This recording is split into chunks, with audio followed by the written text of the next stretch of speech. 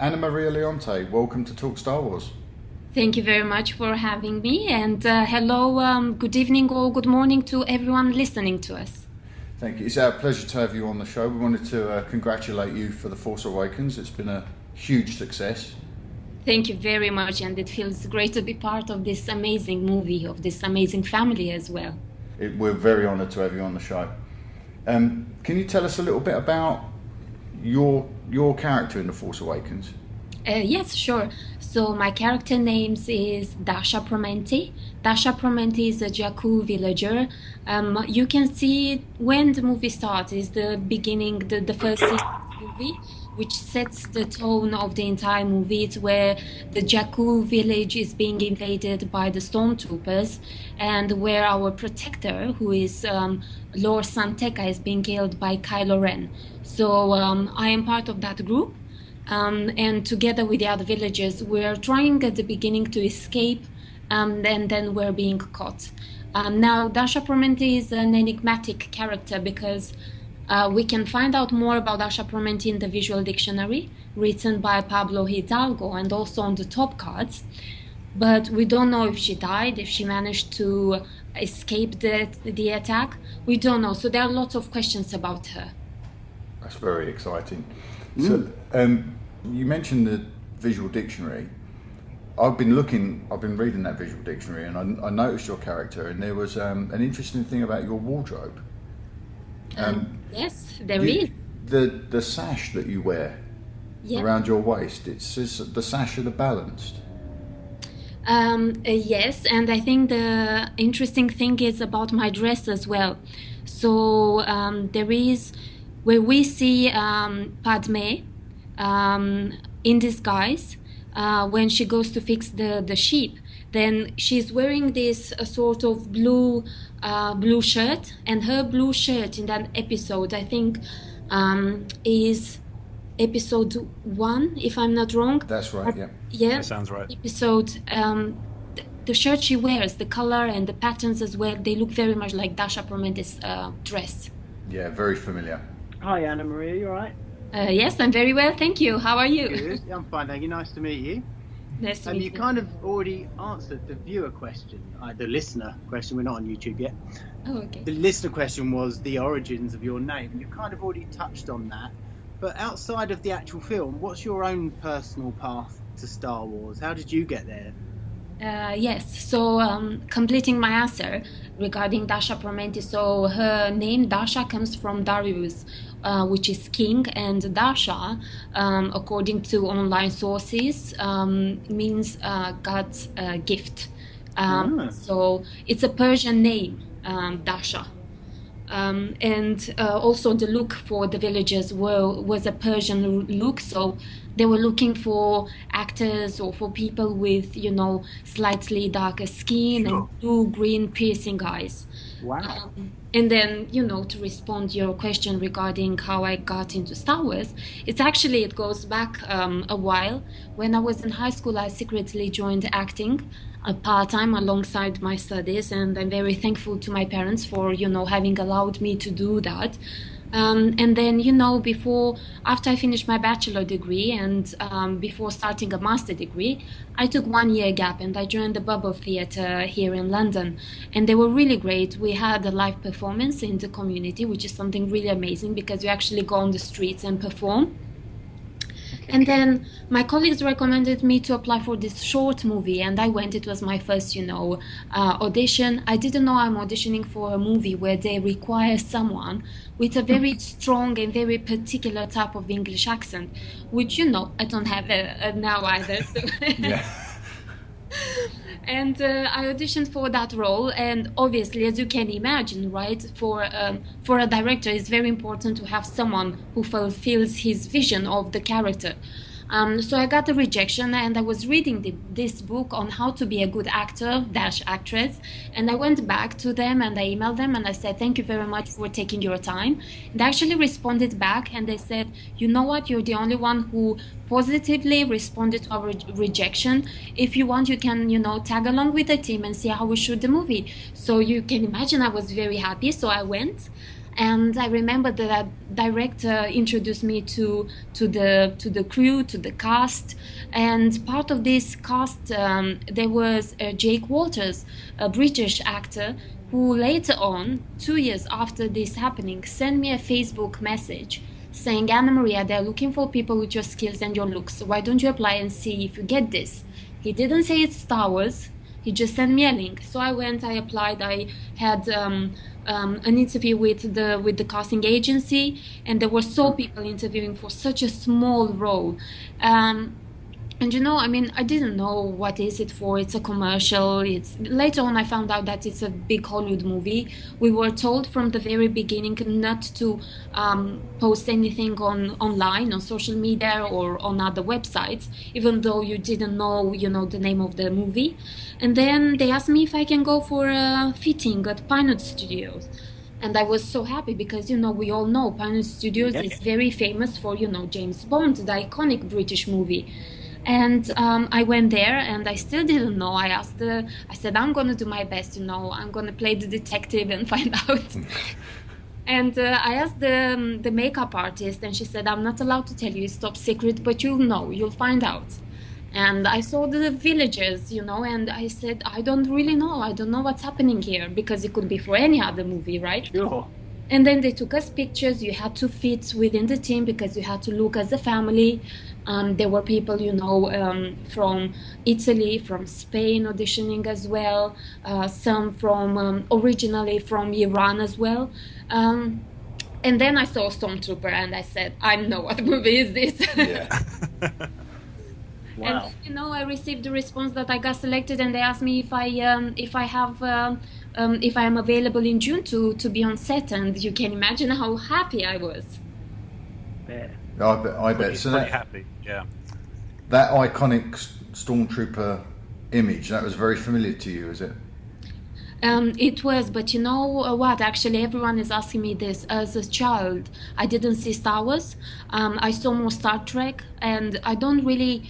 And that is because it wasn't. They didn't play it on TV so much. And as a child, I played a lot outdoors. I wasn't really interested in this, and I grew up with Italian and French television and media a lot. I came across Star Wars when I was a teenager, when someone actually was joking that I speak so much like Yoda. And then Wow. Yoda. Or the accent, or the way you pose your questions. The way I pose my questions. And the wisdom, of course. Yeah, Ana-Maria, the wisdom, of course. I hope, but I think he meant more in the, metaphorical way, in the way words are aligned in the phrase. Sure. Not that you look 900 years old or anything. Well, I don't know. Maybe one day I will. Maybe not. So which Star? We need to just thrash something out here. Which Star Trek was it? I'm guessing Voyager. I'm feeling Voyager.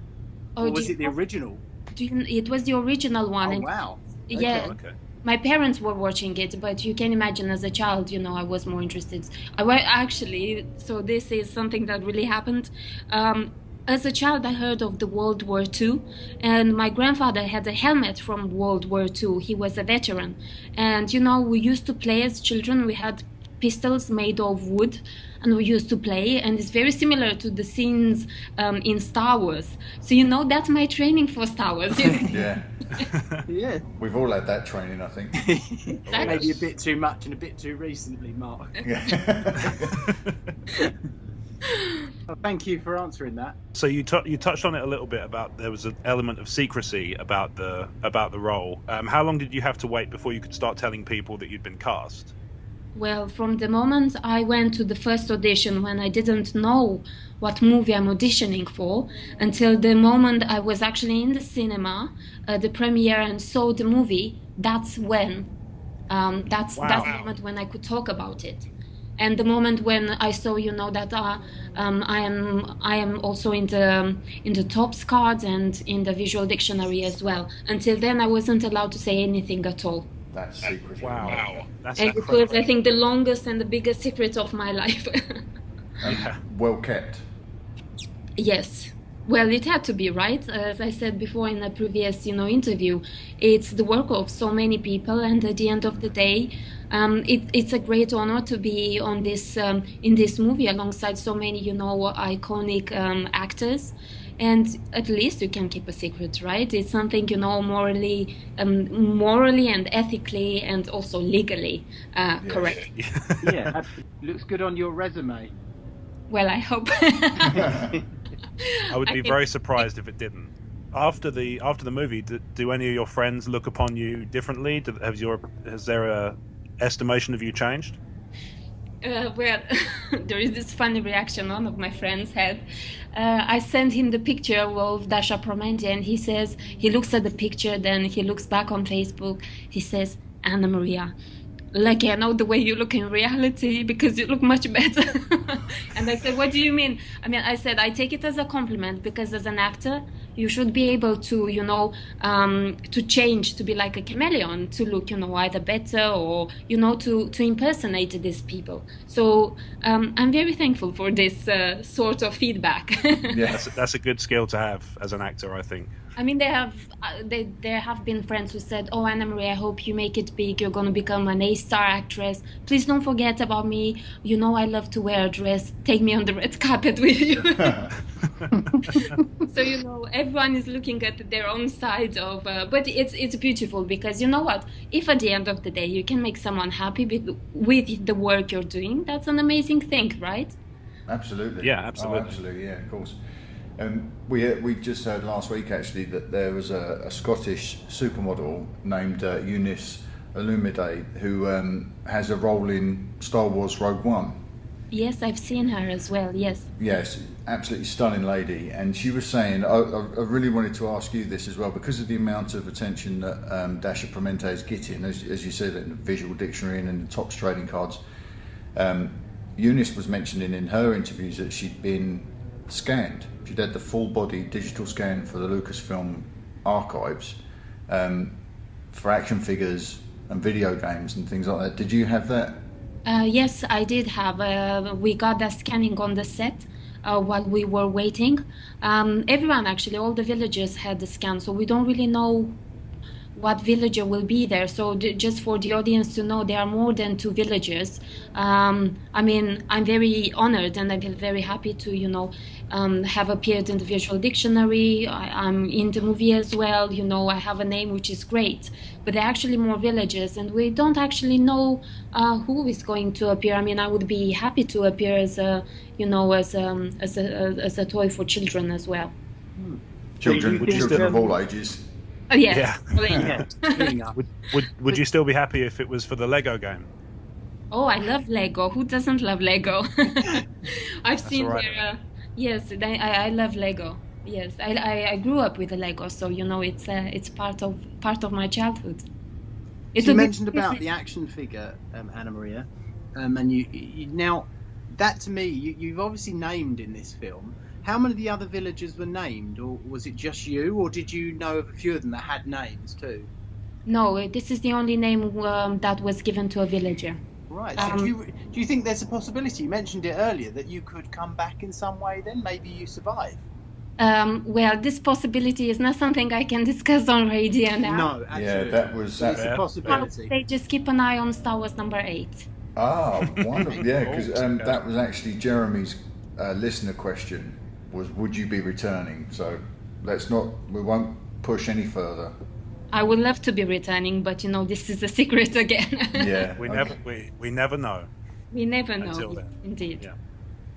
So how long did you spend on set for The Force Awakens?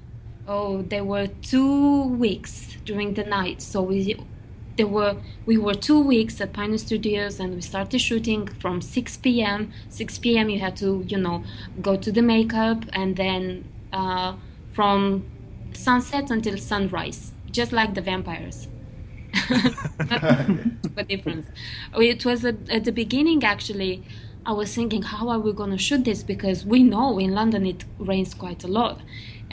They shot it in June, so, you know, luckily it rained only during the first 2-3 days. And I remember it was really cold. We were a bit, you know, the villagers' dresses, they are not particularly super thick, but the team was really great and they took great care of us. It didn't matter, you know, if you're Max von Sydow, Adam Driver, or Ana-Maria, or some other villager there. We were really great, taken care of by the team, and that was great. Now, Ana-Maria, you mentioned that you've now caught up on the Star Wars. Have you watched all of the prequels, all 6? I did, and I actually have the DVDs at home. Okay. And if you had to pick, very briefly, because this is going to probably be a long question otherwise, but what were your favourite scenes from each of the 6 movies, the one that meant the most to you? Okay. So if we start from in The Phantom Menace. Yeah. Phantom Menace. Oh, yes. Oh, I saw this movie. So I saw it a few years ago, and I remember, I mean, I don't really cry at movies. Just let me explain you. When I cry, there are 2 things that make me cry when I watch TV. One is football, I know, and the second gymnastics, because I really love Nadia Comaneci. She is the first lady who took perfect 10. So I cry at these 2 things, but otherwise, I'm not really impressed. But when I saw the first episodes, there was a scene when Anakin Skywalker's mother said something like, "Now be brave and don't look back." And that is very similar to my own story when I left home when I was 14. And I remember I didn't speak English at all. And I was thinking, oh my God, there is this new language, out there. So I need to speed up and, keep up with the world. Just speak, Italian and French. I mean, you need to speak English. And it's something that, it's a personal choice. But I really liked it a lot. I think hit home with you. Emotional for someone who lives home.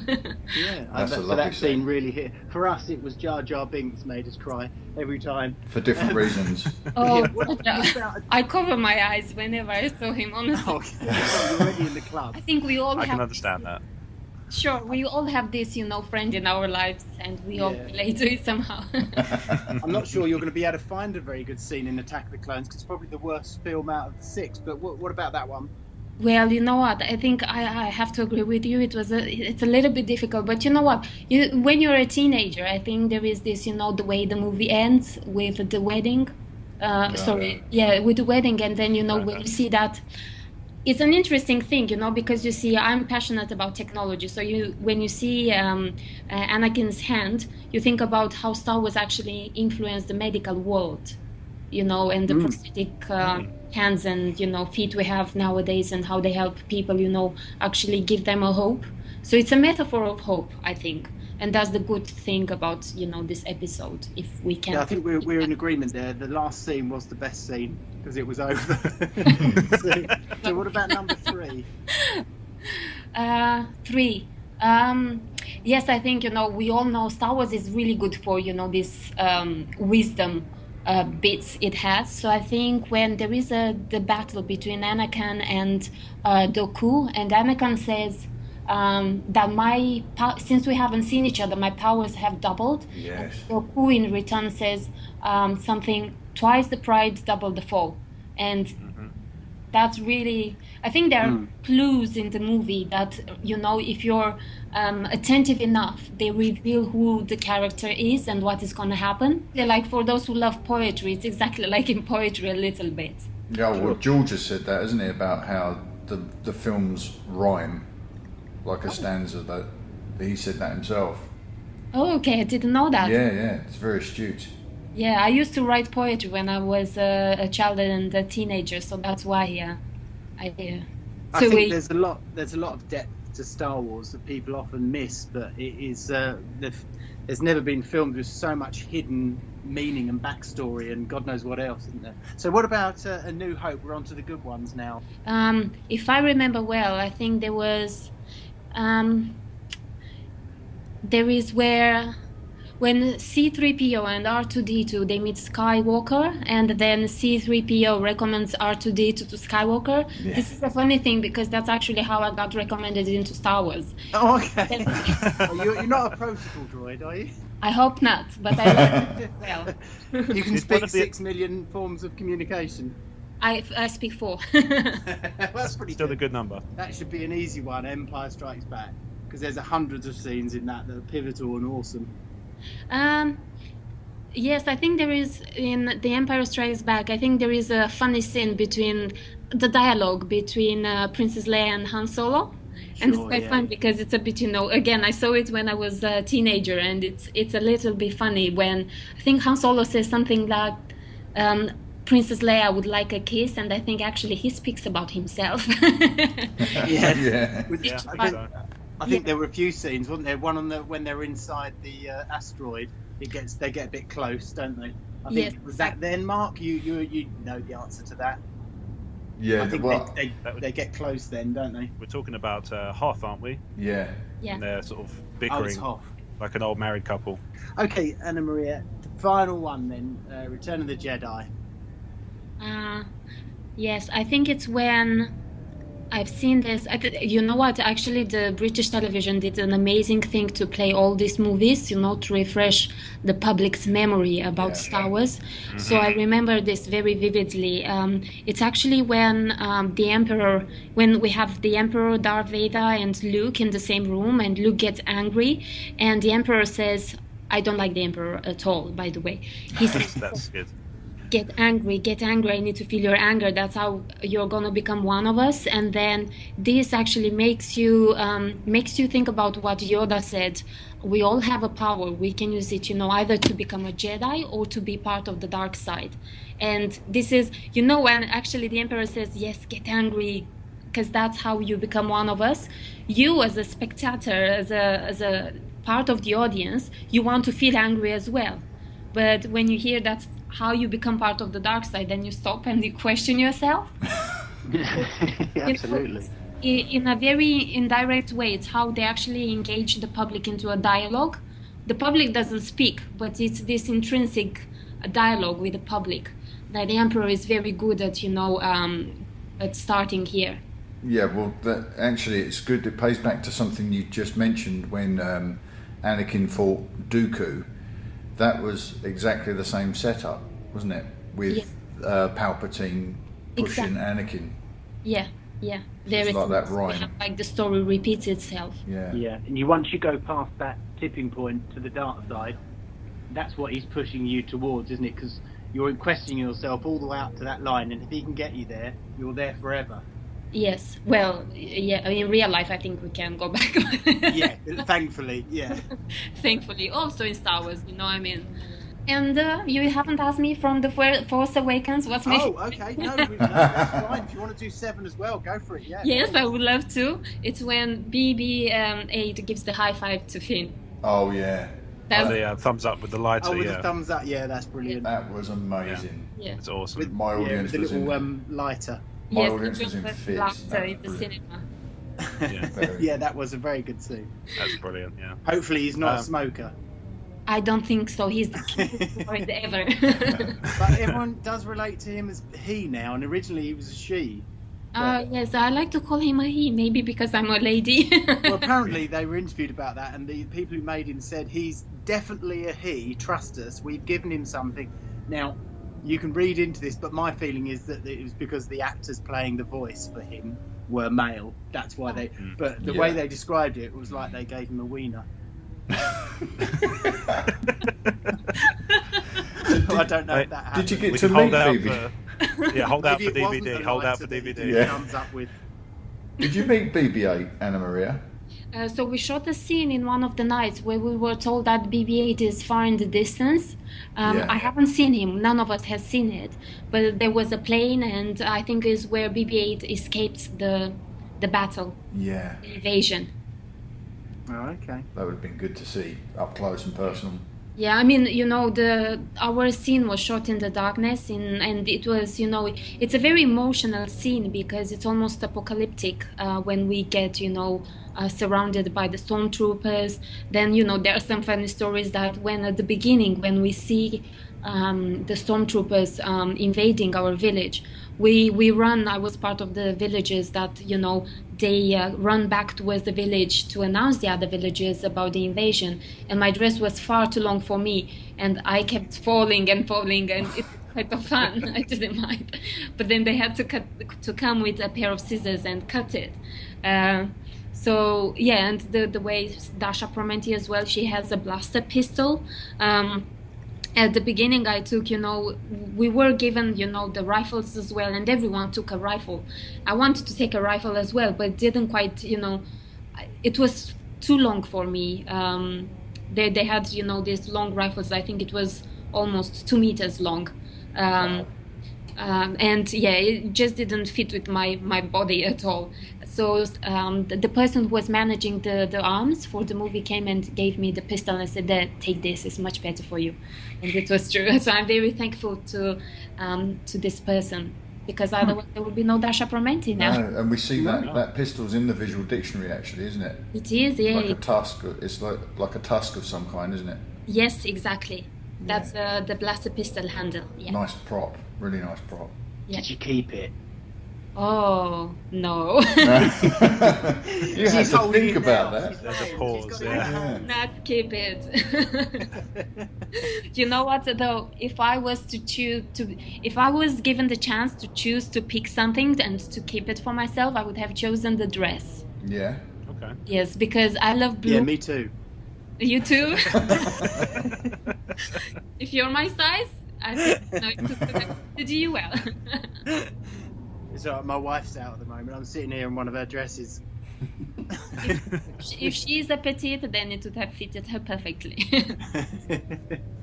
So you mentioned that unfortunately you didn't get to see BB-8, and obviously as somebody who is interested in technology, that's probably quite annoying. But did you get to meet any of the other cast members? Oh yes, we were on set with Max von Sydow. Obviously he played Lor San Tekka.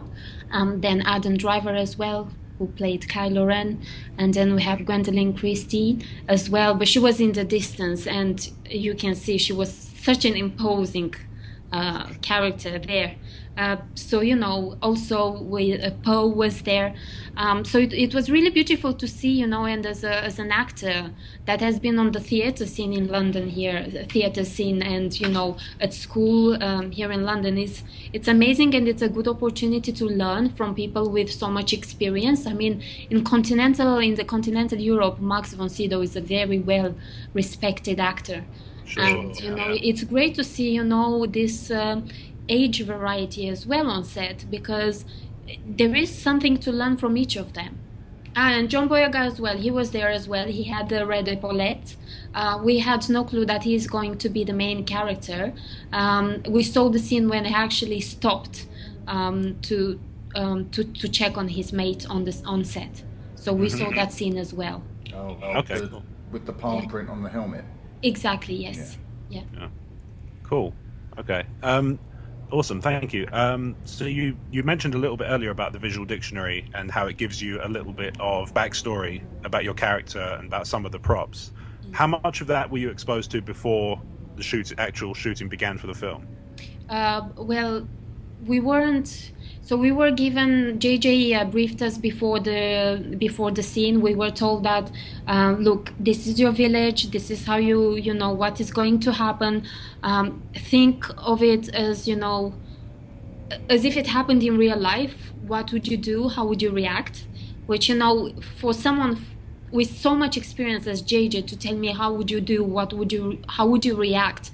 It's very generous of him to allow you to express your feelings, in a way that is most natural to you. And I've heard he did the same with, some of the bigger characters in the movie, like, Adam Driver and, John Boyega as well. So, that was really, really good, and it was an amazing opportunity for me and for us there. That's fantastic. Brilliant. Thank you. You mentioned, we discussed earlier on your having been scanned on the set, and I wondered how much of that you are prepared for where it's going to go, sort of video games, and Dasha Promenti is clearly going to have a life beyond The Force Awakens, whether that's in the films or in comic books, video games, whatever. Are you anticipating her living on beyond your involvement in The Force Awakens? I hope so. I'm a great fan, and I'm ready for whatever comes. When you get involved into such a project, you're prepared for anything, and this is the beauty of such an international project. And it's beautiful that on Twitter I've been approached by Star Wars fans in Japan, in Australia, which is great. And Belgium as well. It's great to see the interest in continental Europe as well, definitely. Global phenomena. And you know, I mean, I actually had, so when I was a student, I was traveling a lot, part of, you know, international youth summits and various projects. So you get to meet, you know, lots of people, and I try to keep in touch with them. And I'm in touch with the community in Barbados as well, in the Caribbean area, and as well in Mauritius and India. You know, it's an area that hasn't been, you know, Star Wars hasn't actually, you know, reached these areas so much, perhaps in the Caribbean area because it's closer to the United States. But in Mauritius, I had people who said, I know Star Wars, I've never watched it, but because I know you, I'm going to watch it now. Which, you know, it's such a beautiful compliment, you know? Yeah. It's the best compliment you can get. That's fantastic. So if you could be one character, Ana-Maria, which, out of all the Star Wars films, male or female, if it didn't matter, which one do you sort of revere and look up to and would like to act out yourself the most? Well, I'm a big fan of Natalie Portman. Oh, okay. Aren't we all? Yeah, for different reasons, I suspect. Well, yeah, perhaps. Okay. Well, because of her strength and her political sort of wisdom and... I think, you know, when you play a character, there needs to be somehow, you know, some sort of connection between you, the person as well, because I think the closer it is to you as a person in real life, the more you can give. So I think, you know, she says something in, I think, she says something about, you know, she always mentions negotiation and, you know, let's try to bring this peacefully. I was involved in lots of, you know, peace-related charities and, you know, activities, Peace One Day here in London. So I think it does relate a little bit to my personality as well. Oh, that's very interesting, yeah. Good answer. It's a real answer. Yeah, it is. So what's next for you that you can talk about? I'm now enrolled with Sylvia Young Theatre, and I'm really enjoying it, you know, and sometimes I'm getting ready, you know, for my lessons as well. And, you know, people see you on the tube because when I work for a technology company as well, and I learn my speech on the tube, my, you know, roles, and you see people, you know, you make funny faces because you can't hide it, you know, 100%. And you see people looking at you, and then perhaps they think, "Oh my gosh, she's crazy. I'm not there yet." Yeah, that's why I don't take the tube. If I make those faces, I'm in trouble. They throw you off, don't they, Rob? Absolutely, every time. And then, you know, I'm doing this, and I'm looking at the moment to, you know, get like a private teacher as well, because it's more flexible in terms of it's more flexible to me, to my schedule at the moment. And, you know, I'm in talks. Let's just say I'm in talks with someone from Hollywood. So fingers crossed that's gonna become reality as well, and something more tangible. And then I'm doing something related to a few NGOs here in London as well. So last year, and I'm very keen on this cause as well, obviously, once because I'm a woman, secondly, I'm passionate about technology. And, you know, I would like young people in the UK as well to have a voice and be given more opportunities, because this is the home where I developed and I have become, you know, the adult Ana-Maria Leonte that I am now. And last year I have been involved in a project organized by one of my friends at Google. It was the Women's Hackathon, where, you know, young children and teenagers as well had the opportunity to attend this event, you know, and use their coding abilities to create an app and share it with other groups.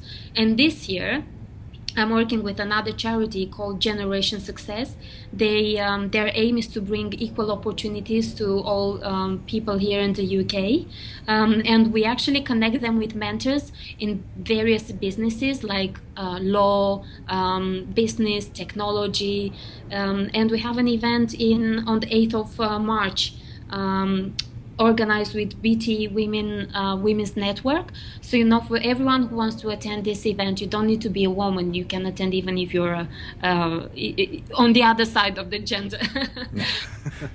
Tickets have been sold, so there are only 50 places left, but they are for free, and you can find this information on Generation Success webpage as well. And can you let me have a link to that, Ana-Maria, and I'll put that in our show notes so that people can get to it easily.